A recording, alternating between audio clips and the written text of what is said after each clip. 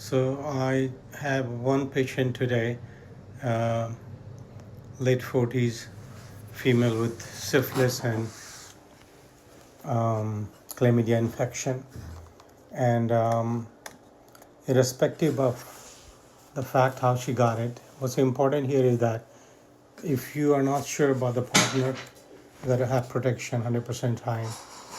And I just want to talk about treatment. So, the typical treatment for syphilis is penicillin, but some patients are allergic to penicillin. And usually we give benzathine penicillin 2.4 million units, one dose. Early primary syphilis, early syphilis, which is less than 1 year of your suspected time duration. And this lady had exposure during Father's Day, so it had been 2 months.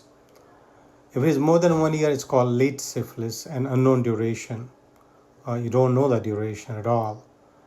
Then you got to consider late. In that case, benzathine penicillin is given 2.4 million, but 3 doses, not 1 dose.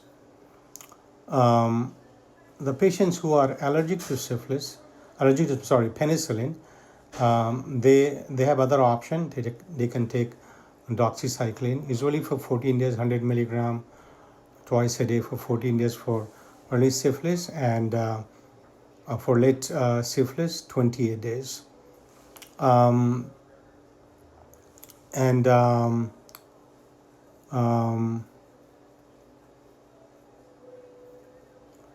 in this case, we didn't have penicillin available because of there's some issue with the supplier, so I got to treat the patient with doxycycline 100 milligram twice a day. And chlamydia, I decided to treat with azithromycin 1 gram, 1 dose only.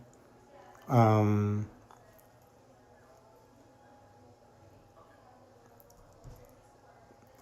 think what happens when somebody has co-infection like that, you got to treat them separately, as if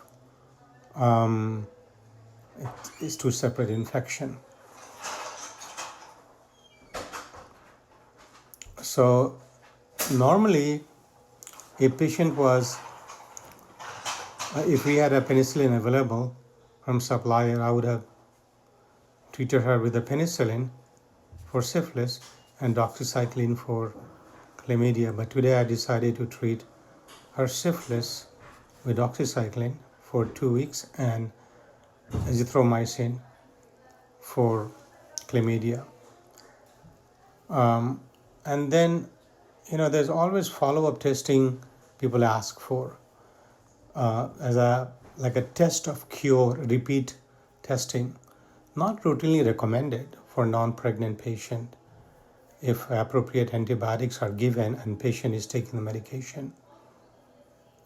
We only do test of cure at 4 weeks if patient is pregnant or symptoms are persisting. This lady didn't have any symptoms or reinfection is suspected. And thing is that every patient should be re-screened in about 3 months to detect reinfection, which is quite common because people don't change their behavior. And if 3-month follow-up is not possible, then 12 months. And follow-up, what we do, we check for RPR and VDRL test. And also we check whole gamut, including chlamydia and HIV as well. So in 3 months, we're going to recheck it for chlamydia, syphilis, again 3 months, and repeat again in 6 months and 12 months. So this is the summary of somebody having a casual sex. It's very common actually. In last year or so, I must have seen about 5 cases, which is like maximum number of cases I've ever seen in last 30 years. So important point is that if you don't have a committed partner, you have to be very, very careful.